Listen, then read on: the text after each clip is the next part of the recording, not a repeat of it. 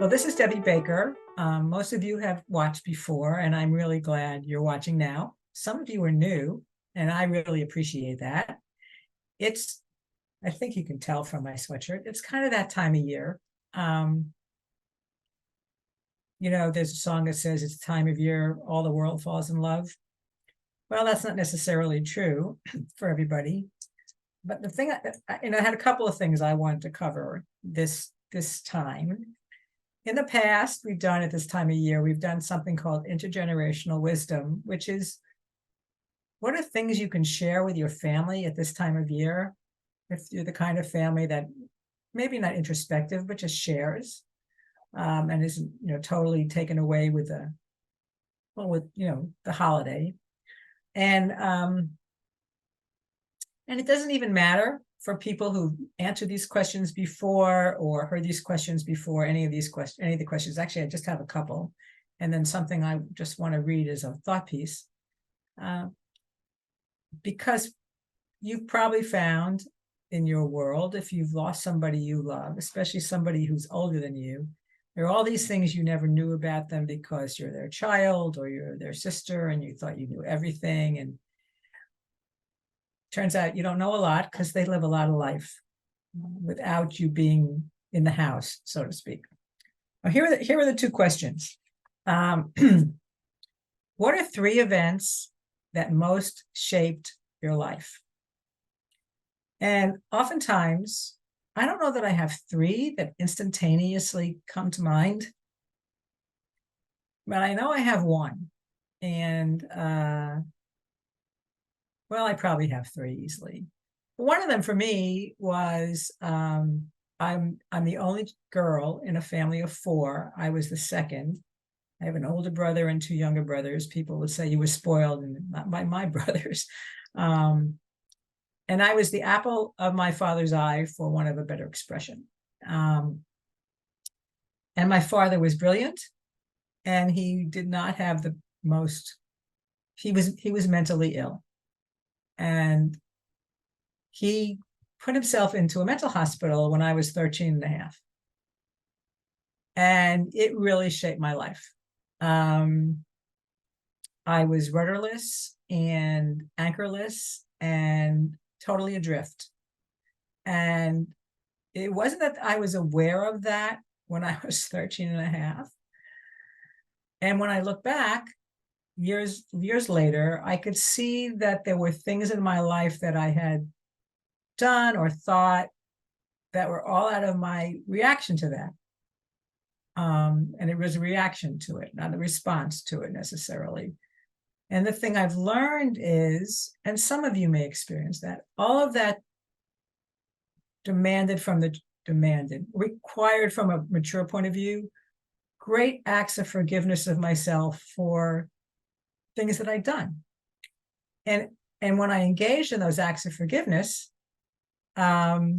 it really made a huge difference. And when I share the situation, people get a picture of me that they don't ordinarily get, because most of us present ourselves as pretty confident and not really vulnerable. And sharing events that shaped your life are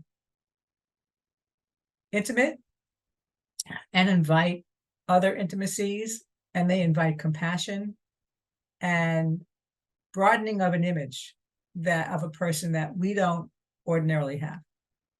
And in my legal practice, I hear lots of that about, I never knew that about my mom, or I never knew that about my dad. And just this morning, I had somebody call me and say that their father died about a year ago, left some money in the bank. They need to do something about it. And this person found that the Social Security number the bank has is different than the one on her father's Social Security card. And he had told her years ago that he had lied about his Social Security number because he didn't want to pay child support to her mother, who was addicted to drugs. And I mean, she couldn't have possibly known that when she was a little girl. And I didn't ask how old she was when they separated or divorced or anything like that. And I would imagine from her experience of her life that that might have sounded like a wise decision once she had a different perspective on what caused that. So it's just something to consider. 3 events. Let's see, what's another event that really shaped my life? Well, going to law school, which was a lot later, really shaped my life. And it was a walk of faith, and I was perfectly content, not earning much money as a coach, as a life coach, for want of a better expression. And in a time of meditation, prayer, and I said, do I keep coaching or do I find a job? God said, go to law school. That was pretty startling. I wasn't looking for that. And then I asked him, when, and he said, get ready. And getting ready was a great journey. And 32 months later, I started law school, and 4 years later, I graduated. And then this is what I'm doing now. And it's all about being of service. And it shaped my life because it took a direction. Well, actually, I think for me, the most poignant thing is I'd grown up wanting to be a doctor. My father had been a medical doctor, and I'd always wanted to be a doctor. And then I ran into chemistry in high school, and I ran into calculus in college, and that dream went away. And I was too immature to understand that if I'd really wanted to be a doctor, I would have found a way. And I gave up the dream. And when I graduated from law school, it was almost 50 years to the day that I'd graduated from high school, and I became a doctor. And I remember when that first hit me, I was flabbergasted that it wasn't the kind of doctor I'd envisioned. And my degree says I'm a Juris Doctor, a doctor of law. Really changed my life, really changed my perspective. All of us have things that have shaped their lives, and it's good if we can find a way to share it with our families. Another question to think about is any time of year is, what are you most grateful for? What's happened in the last year for which you're grateful? Doesn't mean you had the best year or there wasn't tragedy in your life. And in the face of that, what are you grateful for? So something I will be grateful for this year is recently my husband keeps cattle. He keeps them at our house, and he in Florida, he homesteads other properties where he keeps cattle. And recently he went to feed cattle on not our place, somewhere else. And somehow or other, he got between one of the cows and a metal gate. And very unintentionally, he's very aware that the cow is not at fault for this. Very unintentionally or unawareingly, he got between the cow and this metal gate, and it dislocated his shoulder. Well, I'm not grateful that he dislocated his shoulder. What I am grateful for is I can count on fingers and toes how many times in all the years we've owned that property that I've gone with him to feed the cattle. And I was with him at that particular time. And he would have somehow gotten to a hospital if I hadn't been with him.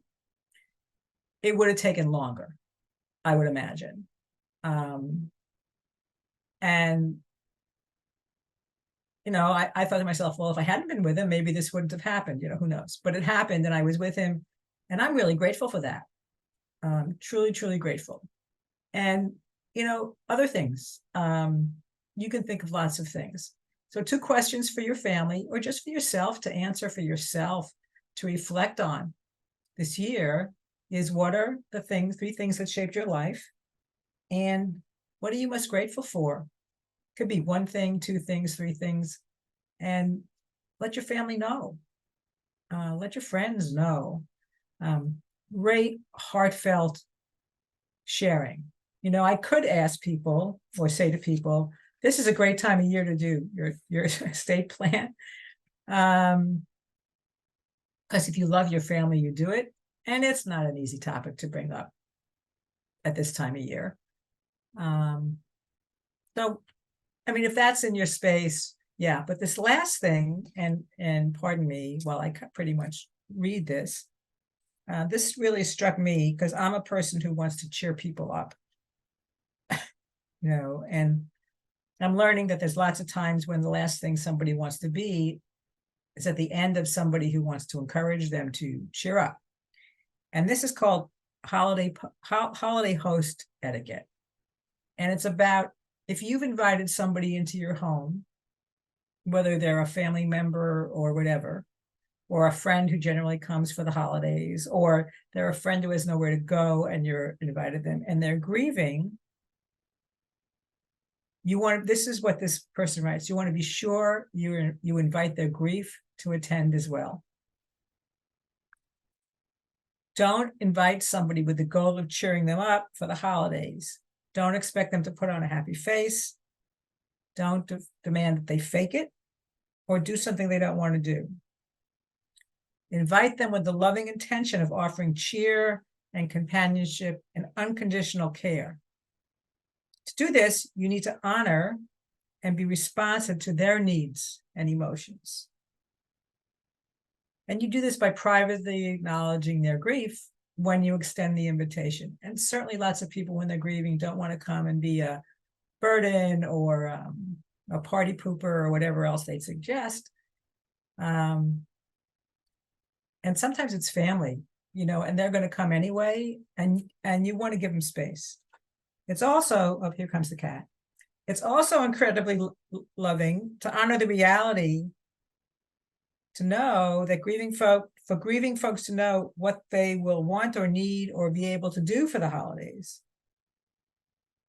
Giving them an invite without the need for commitment and permission to change their mind is extra loving.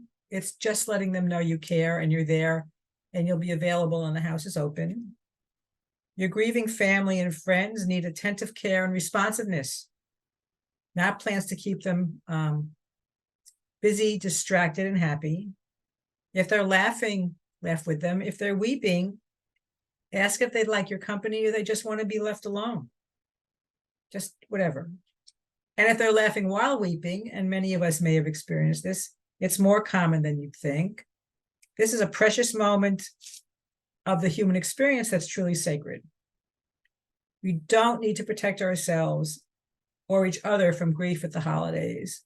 In fact, the more we embrace it, if it's there, as an honored holiday guest, I really like that image, the more healthy, happy, and whole the holidays can be.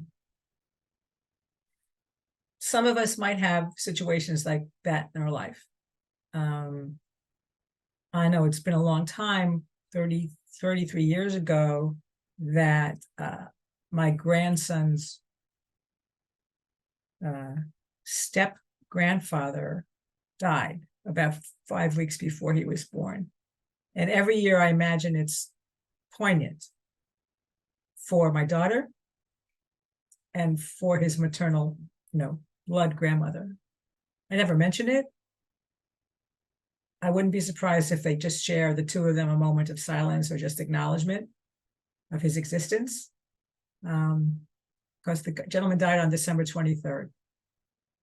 It's a tough day. It's a tough time of year. Well, those are my three things.